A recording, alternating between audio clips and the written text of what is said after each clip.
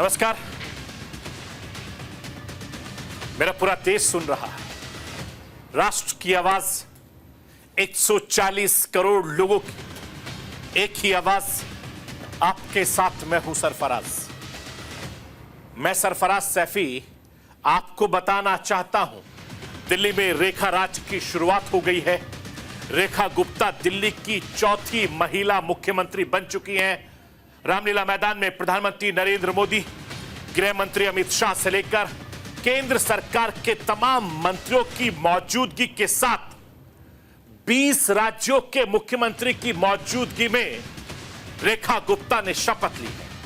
इस शपथ ग्रहण समारोह में मुख्यमंत्री रेखा गुप्ता से लेकर 6 मंत्रियों ने आज शपथ ली, जिनमें प्रवेश वर्मा से लेकर मनजिंदर सिंह सिरसा जैसे नेता शामिल हैं। कपिल मिश्रा से लेकर कई और दूसरे नेता शामिल हैं। शपथ ग्रहण के चंद घंटों के बाद ही रेखा गुप्ता ने दिल्ली सचिवालय में जाकर पूरा कामकाज संभाला। कामकाज संभालने के साथ ही उन्होंने पिछली सरकार को, यानी आम आदमी पार्टी की सरकार को चेतावनी दे दी थी। रेखा गुप्ता ने कहा था कि पिछली सरकार ने जो भ्रष्टाचार दिल्ली में किया, उसके एक एक पैसे का हिसाब देना होगा। रेखा गुप्ता का क्या प्लान है, ये राष्ट्र की आवाज के जरिए आपको बताने, दिखाने, समझाने की कोशिश करूंगा। शपथ के बाद से ही मुख्यमंत्री रेखा गुप्ता लगातार एक्टिव मोड में है। सचिवालय से निकलते ही रेखा गुप्ता अपनी टीम के साथ यमुना घाट पहुंची। यमुना घाट पर दिल्ली की नई सरकार ने यमुना घाट पर आरती कर अपने कामकाज की शुरुआत करी। दिल्ली में ऐसा देखा गया है कि शपथ से पहले या शपथ सरकार बनने के बाद नेता अक्सर राजघाट जाकर महात्मा गांधी को श्रद्धांजलि अर्पित करते थे, लेकिन इस बार दिल्ली की नई सरकार शपथ के बाद यमुना मैया की शरण में जा पहुंची। ऐसा इसलिए क्योंकि यमुना की गंदगी के मुद्दे ने दिल्ली के चुनाव की हवा को पूरी तरीके से बदल दिया। भारतीय जनता पार्टी ने चुनाव के दौरान यमुना नदी को बड़ा मुद्दा बनाया था, जिससे उसे काफी ज्यादा दिल्ली में फायदा हुआ। अब सरकार दिखाना चाहती है कि वो यमुना की सफाई के लिए पूरी तरीके से तैयार है। आखिर यमुना को लेकर क्या है रेखा सरकार का प्लान, ये आज आपको राष्ट्र की आवाज के जरिए बताने, दिखाने, समझाने की कोशिश करूंगा। रामलीला मैदान में प्रधानमंत्री नरेंद्र मोदी, एनडीए के तमाम दिग्गज नेताओं की मौजूदगी में रेखा गुप्ता और उनकी कैबिनेट के मंत्रियों ने शपथ ली है।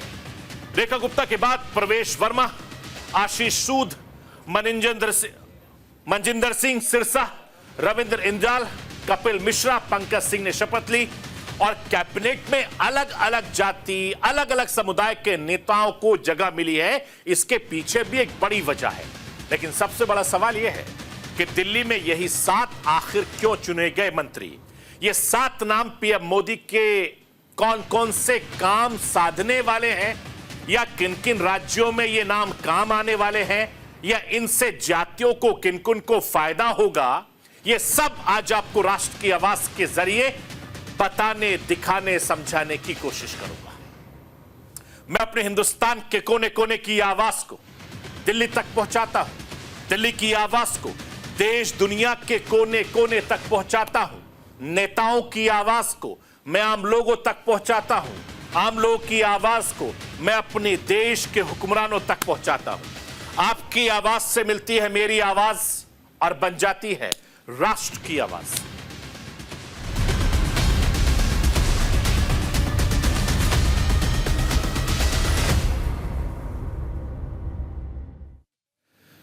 चलिए, राष्ट्र की आवाज की शुरुआत आपको नई मुख्यमंत्री चुनने के बाद पहली प्रेस कॉन्फ्रेंस कर रही है रेखा गुप्ता। आपको सीधे वहीं लिए चलता हूं। रेखा गुप्ता क्या कुछ कह रही हैं, सुनिए। सबसे पहले तो मैं हमारे सभी मंत्रियों का आपस में जो विभागों का विभाजन हुआ है उसकी जानकारी आपको देना चाहूंगी।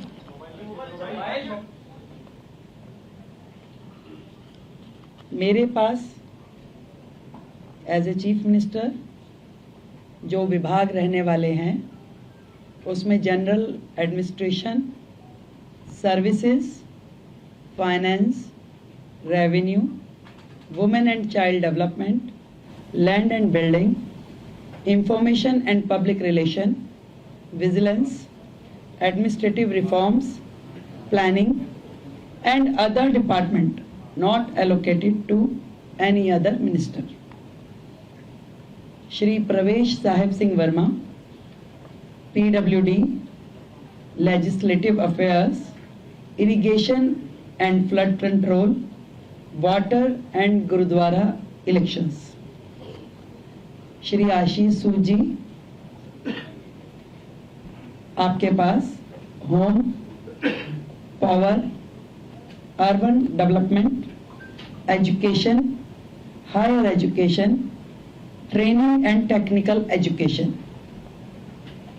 सरदार मजिंदर सिंह सिरसा जी के पास industries, food and supplies, environment, forest and wild life.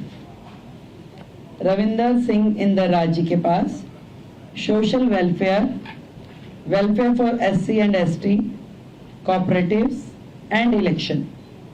Shri Kapil Mishra, law and justice, labour, employment, development, art, culture and language and tourism. Pankaj Kumar Singh, health and family welfare, transport, information and technology. ये विभाजन है हम सभी का, अलग अलग विभागों को कार्य जो बांटे गए। आज की जो कैबिनेट मीटिंग हुई उसमें हमने मुख्यतः दो बड़े एजेंडाज पे डिस्कशन किया और उन्हें पास किया, जिसमें सबसे प्रथम आयुष्मान योजना, जो इससे पहले की सरकार ने रोक रखी थी योजना। आदरणीय नरेंद्र मोदी जी, देश के प्रधानमंत्री जी ने पूरे देश में वो योजना दी, परंतु दिल्ली सरकार में आम आदमी पार्टी के चलते वो दिल्ली को योजना नहीं मिल पाई थी। तो आज की पहली कैबिनेट मीटिंग में ही हमने अपनी ओर से आयुष्मान योजना दिल्ली में जो टॉप अप के साथ 5 लाख का टॉप अप जो हम दिल्ली सरकार की ओर से देंगे और 5 लाख रुपए केंद्र सरकार की ओर से दिया जाएगा, उसे सर्वसम्मति से पारित किया है, जो कि अपनी फॉर्मेलिटीज के बाद एज अर्लीस्ट लागू किया जाएगा। दूसरा विषय, कैग की रिपोर्ट्स, 14 रिपोर्ट्स पेंडिंग हैं, जो कि पिछली सरकार ने टेबल नहीं की। पहला ही हाउस जो होगा उसमें उन रिपोर्ट्स को पेश किया जाएगा। आज की कैबिनेट में ये भी पास किया गया है। तो ये दोनों चीज़ें जो आज हमने यहाँ पास की और बाकी चीज़ों पर डिस्कशन किया, बाकी भी जो हमारा एजेंडा है, जो हमारी कमिटमेंट्स हैं, बहुत जल्द एक एक को आकार दे करके हम उसे पास करेंगे और आप सभी के समक्ष उसके प्रस्तुत करेंगे। तो आयुष्मान योजना अब दिल्ली की जनता के लिए खुलने के लिए तैयार है और दिल्ली की जनता को मैं बधाई देती हूँ कि आपने भारतीय जनता पार्टी की सरकार जो दिल्ली में बनाई, उनके आते ही आप सभी के लिए आयुष्मान योजना, जो कि फैमिली भी और 70 साल से ऊपर के बुजुर्गों के लिए भी, दोनों योजनाओं को हम पूरी तैयारी के साथ उसको पब्लिक के बीच में लेके आने के लिए उसे अप्रूव कर दिया गया। Thank you. मैम, जो आयुष्मान योजना है, 5 लाख का टॉप अप, वो किस कैटेगरी को दिया जाएगा, उसका क्या प्रोसीजर थोड़ा देख सकते हैं? जो कैटेगरी है इसके लिए, आयुष्मान योजना के लिए, वो को वो दिया जाएगा। इसके तो आप सुन रहे थे, दिल्ली की मुख्यमंत्री कैबिनेट की मीटिंग के बाद पहली बार प्रेस कॉन्फ्रेंस कर रही थी। हम आपको लाइव सुना रहे थे, उन्होंने क्या क्या कुछ कहा है वो सब हमने आपको बताया। लेकिन दिल्ली में बीजेपी का 27 साल का बनवास पूरी तरीके से खत्म हो गया।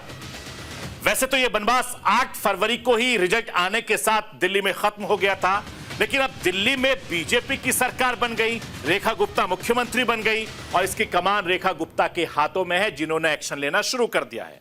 शालीमार बाग सीट से पहली बार विधायक बनी रेखा गुप्ता ने दिल्ली के रामलीला मैदान में शपथ ली थी और इसके साथ ही रेखा गुप्ता दिल्ली की 9वीं और महिला 4थी मुख्यमंत्री बनी।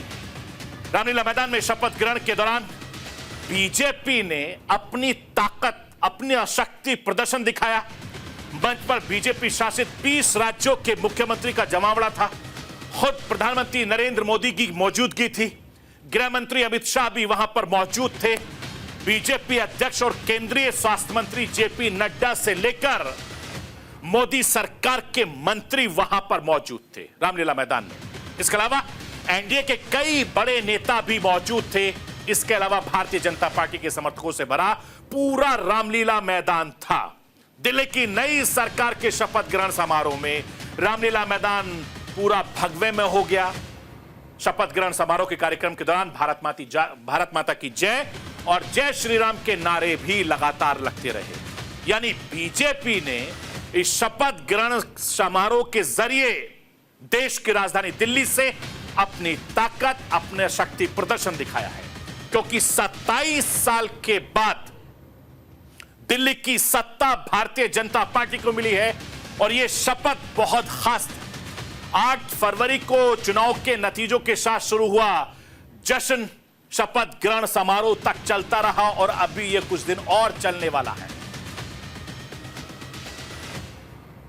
मैं आपको यह भी बताना चाहता हूं, शपथ ग्रहण समारोह हो गया, कैबिनेट की मीटिंग भी हो गई, प्रेस कॉन्फ्रेंस भी अभी रेखा गुप्ता कर रही है, लेकिन अब काम की बारी है और उसकी शुरुआत यमुना मैया के घाट से हो गई। दिल्ली में बीजेपी की टीम सीएम की अगुवाई में पूरी तरीके से एक्शन मोड में आ चुकी है और दिल्ली में यमुना के वासुदेव घाट से इसकी शुरुआत हो गई है। पूरी कैबिनेट के साथ सीएम रेखा गुप्ता ने आज आरती की, वो तस्वीरें भी मैं आपको दिखा रहा हूं। यमुना नदी की सफाई भारतीय जनता पार्टी की पहली प्राथमिकता में से एक है और इस आरती के जरिए नई सीएम बनी ने यह जाहिर कर दिया, यह बता दिया है कि दिल्ली में यमुना की सफाई के लिए भारतीय जनता पार्टी की सरकार पूरी तरीके से तैयार है। क्योंकि नरेंद्र मोदी साहब ने साफ कहा था, गंगा आरती के बाद दिल्ली की नई नवेली मुख्यमंत्री रेखा गुप्ता और उनके मंत्रियों ने यमुना को लेकर क्या कुछ कहा है, मैं राष्ट्र की आवाज के जरिए आपको सुनवाना चाहता हूं। सुन लीजिए, मुख्यमंत्री रेखा गुप्ता क्या कुछ कह रही हैं और उनके बाद उनके मंत्री क्या कुछ कह रहे हैं। आज मां यमुना की आरती करते हुए हमने फिर से उस संकल्प को दोहराया जो हमारी प्राथमिकता रहेगी। मां यमुना को फिर से उनके पुराने साकार स्वरूप में लेके आना, साफ सुथरा करना, दिल्ली को वो यमुना माई का फिर से आशीर्वाद देना जिसके वो अधिकारी हैं। यमुना की सफाई हमारी प्राथमिकता, उसके लिए जो साधन संसाधन लगाने होंगे उस पे पूरे लेआउट प्लान के साथ में काम किया। जहां आज दिल्ली के अंदर एक काम करने वाली सरकार, दिल्ली को बदलने वाली सरकार, दिल्ली को साफ सुथरी करने वाली सरकार, विकसित करने वाली सरकार ने शपथ ली है, वहीं आज गंगा मैया पे आकर हमने आरती कर जो गंगा मैया की सफाई का काम है, जो इसको प्रदूषित और दूषित किया गया, उसका काम शुरू किया।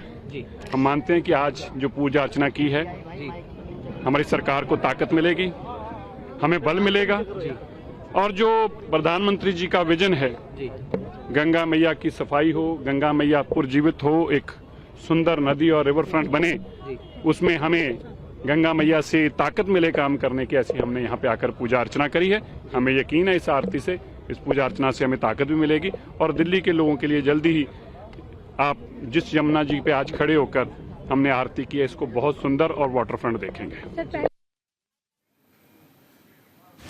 मैं आपको यह भी बताना चाहता हूं कि दिल्ली सरकार दिल्ली में यमुना को प्रदूषण मुक्त बनाने के लिए एक्शन प्लान तैयार कर रही है। दिल्ली चुनाव में यह मुद्दा काफी ज्यादा बड़ा था और भारतीय जनता पार्टी ने दिल्ली में यमुना को साफ करने की कसम खाई थी और उसी के भरोसे दिल्ली की जनता ने भारतीय जनता पार्टी को वोट दिया।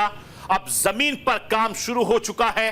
दिल्ली में बीजेपी की सरकार बनने से पहले ही यमुना नदी की सफाई का काम शुरू कर दिया था, क्योंकि यमुना में सफाई के एलजी वीके सक्सेना, जो वीके सक्सेना साहब थे, उन्होंने लगातार सक्रिय भूमिका निभा रहे थे। 4 पॉइंट पर प्लानिंग पर काम हो रहा था और दावा यह किया जा रहा था कि अगले 3 महीने के भीतर दिल्ली में यमुना साफ हो जाएगी।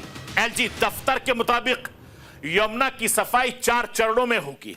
पहले चरण में यमुना से कचरा और गाद हटाई जाएगी। इसके साथ ही नजफगढ़ में ड्रेन, सप्लीमेंट्री ड्रेन और दूसरे बड़े नालों की सफाई होगी। इसके अलावा सीवेज ट्रीटमेंट प्लांट्स पर भी निगरानी रखी जाएगी ताकि गंदा पानी यमुना में ना जा सके। यह भी बताना चाहता हूं कि रेखा गुप्ता ने दिल्ली की नई मुख्यमंत्री जरूर बनी है। रामलीला मैदान में रेखा गुप्ता ने शपथ ली थी। रेखा गुप्ता के साथ 6 मंत्रियों ने शपथ ली, जैसे मैंने आपको बताया, और उन्होंने अभी उनका पोर्टफोलियो भी बढ़ गया है। अरविंद केजरीवाल को हराने वाले प्रवेश वर्मा, आशीष सूद, मनजिंदर सिंह सिरसा, रविंद्र इंजाल सिंह, कपिल मिश्रा, पंकज कुमार के नाम शामिल हैं। ये 7 दिल्ली के चेहरे हैं जो नई सरकार में मंत्री बने हैं। इनका पोर्टफोलियो भी अभी दे दिया गया है। इन 7 चेहरों पर भारतीय जनता पार्टी ने बड़ी सोच समझकर दिल्ली में दांव चला है, क्योंकि 11 दिन के मंथन के बाद इन 7 चेहरों पर प्रधानमंत्री ने दांव खेला है और दिल्ली में एक मुख्यमंत्री, 6 मंत्री को पीएम मोदी ने बहुत सोच समझकर चुना है। एक एक मंत्री पर पीएम मोदी ने बहुत आगे का दांव लगाया। एक एक मंत्री को चुनते वक्त भारतीय जनता पार्टी ने तमाम कॉम्पोजिशन, जाति, समीकरण और सभी चीजों को बहुत बारीकी से ध्यान रखा गया है। मैं राष्ट्र की आवाज के जरिए आपको समझाना चाहता हूं कि दिल्ली का ये जो नया मंत्रिमंडल है उससे चुनने में इतना वक्त क्यों लगा, इसके पीछे की वजह क्या है, इन नामों के चुनते हुए किन किन फैक्टर को ध्यान में रखा गया है और इनका फायदा कहां कहां भारतीय जनता पार्टी को मिलेगा, और यही 7 चेहरे आखिर क्यों चुने गए, इनके पीछे की वजह क्या थी, इनके पीछे की रणनीति क्या है, वो मैं आपको सुनवाना चाहता हूं। जरा देख लीजिए। रेखा गुप्ता शपथ लेने के बाद जब सचिवालय पहुंची तो रेखा गुप्ता ने क्या कुछ कहा था, मैं राष्ट्र की आवाज के जरिए आपको सुनवाना चाहता हूं। सुन लीजिए दिल्ली की नई मुख्यमंत्री रेखा गुप्ता। शपथ ग्रहण के बाद हमारे शपथ ग्रहण कार्यक्रम के बाद आज हमने इस चार्ज को भी लिया है। आज हम सचिवालय में आके मुख्यमंत्री कार्यालय में मैंने चार्ज भी संभाल लिया है। मैं आपको यह भी बताना चाहता हूं कि वैसे तो दिल्ली सिर्फ 70 विधानसभा सीटों वाला एक छोटा सा राज्य है, लेकिन देश की राजधानी होने की वजह से दिल्ली पर सबकी नजरें रहती हैं। इसीलिए रेखा गुप्ता की जिम्मेदारी बहुत ज्यादा बड़ी हो जाती है और दूसरे किसी भी मुख्यमंत्री की तुलना में रेखा गुप्ता पर फोकस ज्यादा रहेगा। इसीलिए काफी सोच समझकर रेखा गुप्ता को मुख्यमंत्री बनाया गया है। मैं रेखा गुप्ता को सीएम बनने के पीछे की वजह क्या है वो राष्ट्र की आवाज के जरिए आपको बताना, दिखाना, समझाना चाहता हूं। जरा समझ लीजिए। भारत में 50% महिला वोटर हैं और महिला पीएम मोदी को पसंद करती हैं। बीजेपी को बढ़ चढ़कर महिला वोट करती हैं, चाहे महाराष्ट्र की जीत हो, चाहे हरियाणा की जीत हो या फिर देश की राजधानी दिल्ली की जीत हो। इन सभी जीतों में महिलाओं का यानी आधी आबादी का भारतीय जनता पार्टी की जीत में अहम भूमिका है और भारतीय जनता पार्टी के 20 राज्यों में अभी तक कोई भी महिला मुख्यमंत्री नहीं बनी थी। तो महिलाओं को साधने के लिए भारतीय जनता पार्टी ने, प्रधानमंत्री नरेंद्र मोदी ने रेखा गुप्ता को दिल्ली का मुख्यमंत्री चुना। रेखा गुप्ता वैश्य समुदाय से ताल्लुक रखती हैं, वोटर को बीजेपी का कोर वोटर भी माना जाता है और अरविंद केजरीवाल के सीएम बनने के बाद देश की राजधानी दिल्ली में इस समुदाय का झुकाव आम आदमी पार्टी की तरफ गया था। लेकिन इस चुनाव में वैश्य समुदाय ने भारतीय जनता पार्टी को भरपूर सहयोग दिया, प्रधानमंत्री नरेंद्र मोदी के चेहरे को जमकर वोट किया। इसके अलावा मौजूदा में भारतीय जनता पार्टी शासित राज्यों में कोई भी बनिया समुदाय से मुख्यमंत्री भी नहीं था। लेकिन अब भारतीय जनता पार्टी ने यह साफ पैगाम देने की कोशिश की है, साफ संदेश देने की कोशिश की है कि बीजेपी सभी को साथ लेकर चलती है। और आने वाले दिनों में बिहार में चुनाव होने वाला है। बिहार में भी करीब 3% के करीब बनिया वोटर्स हैं। रेखा गुप्ता एक युवा नेता है जिनका कोई राजनीतिक खानदान नहीं है। पीएम मोदी हमेशा परिवारवाद को लेकर विपक्ष पर वार करते रहते हैं। अगर प्रवेश वर्मा को दिल्ली का मुख्यमंत्री बनाया जाता तो पूरे हिंदुस्तान में एक गलत संदेश जाता, एक मैसेज जाता, क्योंकि प्रवेश वर्मा के पिता दिल्ली के मुख्यमंत्री रह चुके हैं। तो रेखा गुप्ता को मुख्यमंत्री बना के नरेंद्र मोदी ने एक तो युवाओं को साधने की कोशिश की है, महिलाओं को साधने की कोशिश की है, परिवारवाद पर भी गहरी चोट की है। इसीलिए प्रवेश वर्मा का चुनावी डेब्यू हुई 2013 में हुआ था, जब वो पहली बार महरौली सीट से विधायक का चुनाव जीते थे। वो संघ से जुड़े रहे हैं, पूर्व मुख्यमंत्री के बेटे हैं, बीजेपी से राजनीतिक कैरियर का उन्होंने आगाज किया था। लेकिन रेखा गुप्ता का संघर्ष, उनका अनुभव सीएम पद की दावेदारी पर भारी पड़ा। रेखा गुप्ता 3 दशक से ज्यादा वक्त से संघ से जुड़ी हुई हैं। रेखा गुप्ता साल 2002 में बीजेपी तब ज्वाइन की थी जब दिल्ली में शीला दीक्षित की अगुवाई वाली कांग्रेस की सरकार थी।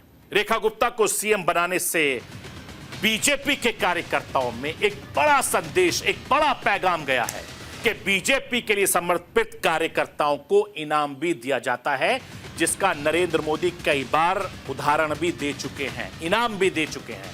आपने मध्य प्रदेश में देखा, आपने राजस्थान में भी देखा, अलग अलग राज्यों में भी देखा और देश की राजधानी दिल्ली में भी आपने देखा। और इसका सीधा मकसद संगठन की ताकत पर जोर देना है। और 5वीं बड़ी वजह जो नए वोट बैंक की जगह कोर को जोड़ रखने में फोकस करती है। भारतीय जनता पार्टी ने अपनी रणनीति बिल्कुल साफ कर दी है कि बीजेपी नए जाति वर्ग को साथ लाने के लिए जोर लगाने की जगह अब अपने कोर वोट बैंक को साधने पर, फोकस रखने पर साथ आगे बढ़ेगी। और यही नरेंद्र मोदी अमित शाह की जोड़ी का कमाल है। और यही कमाल, ये दोनों फैक्टर पूरे हिंदुस्तान के अलग अलग राज्यों में हम लगातार देखते आ रहे हैं। मैं आपको यह भी बताना चाहता हूं कि ये तमाम फैक्टर रेखा गुप्ता को मुख्यमंत्री बनाने के पीछे थे। रेखा गुप्ता की टीम के 6 मंत्री के पीछे भी बीजेपी ने, मोदी सरकार ने, मोदी के मंत्रियों ने, मोदी की टीम ने कई फैक्टर को देखते हुए जाति समीकरण को साधते हुए चुना है। रेखा गुप्ता की टीम में दूसरे नंबर पर प्रवेश वर्मा ने शपथ ली। प्रवेश वर्मा को कैबिनेट में शामिल करने के पीछे भारतीय जनता पार्टी की रणनीति क्या है, मैं राष्ट्र की आवाज के जरिए आपके सामने रखना चाहता हूं। प्रवेश वर्मा भारतीय जनता पार्टी का जाट चेहरा है, क्योंकि हरियाणा में लगातार यह कहा जाता है कि हरियाणा में जाटों को नजरअंदाज कर रही है Bharatiya Janata party, Jat vote bank को दरकिनार कर रहे हैं। तो कहीं ना कहीं जाटों को यह मैसेज देने की कोशिश की गई है। राजस्थान से लेकर उत्तर प्रदेश में भी जाट समुदाय के वोटर काफी ज्यादा तादाद में हैं, तो उनको भी साधने की दिल्ली में प्रवेश वर्मा के द्वारा कोशिश की गई है। कहीं ना कहीं 2027 को भी टारगेट करके रखा गया है, क्योंकि कहा यह भी जाता है कि जाटों की नाराजगी की वजह से ही भारतीय जनता पार्टी को उत्तर प्रदेश में लोकसभा चुनाव में सीटें काफी ज्यादा घट गई थी। तो जाटों के मन में जो कुछ भी है भारतीय जनता पार्टी को लेकर, उसको भी जाट नेता को प्रमोट करके एक बड़ा मैसेज देने की कोशिश की गई है, क्योंकि उत्तर प्रदेश से लेकर हरियाणा बड़ी तादाद में जाट समुदाय के लोग रहते हैं। पूर्व मुख्यमंत्री अरविंद केजरीवाल को हराया है उन्होंने, ऐसे में उनका कद काफी ज्यादा बढ़ जाता है प्रवेश वर्मा का। वैसे भी प्रवेश वर्मा 2 बार 2014, 2019 में आम चुनाव में साउथ दिल्ली सीट से सांसद भी चुने गए थे और काफी ज्यादा स्ट्रांग प्रोफाइल उनका माना जाता था, मुख्यमंत्री की दौड़ में शामिल थे। लेकिन नरेंद्र मोदी अमित शाह की जोड़ी ने एक बार फिर से नए नाम को देकर चौंका दिया है।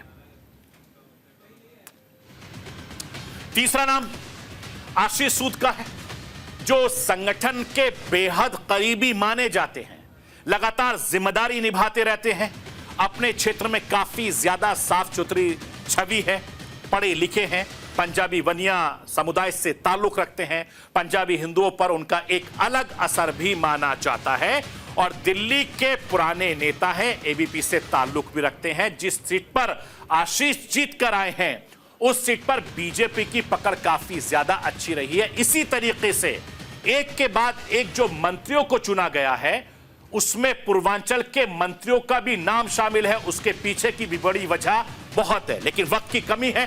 फिर किसी और दिन रेखा गुप्ता ने जिस तरीके से दिल्ली में मुख्यमंत्री पद की शपथ संभाली है और प्रधानमंत्री नरेंद्र मोदी ने जो दांव चला है उसका फायदा न सिर्फ दिल्ली को होगा बल्कि हरियाणा, पंजाब से लेकर राजस्थान और राजस्थान से लेकर उत्तर प्रदेश से होते हुए बिहार चुनाव तक इसका असर काफी ज्यादा देखने को मिलेगा। लेकिन रेखा गुप्ता एक्शन में है, लगातार वो देश की राजधानी दिल्ली से पूरे हिंदुस्तान को हर दिन नए नए काम करके वो चौंकाती रहेगी।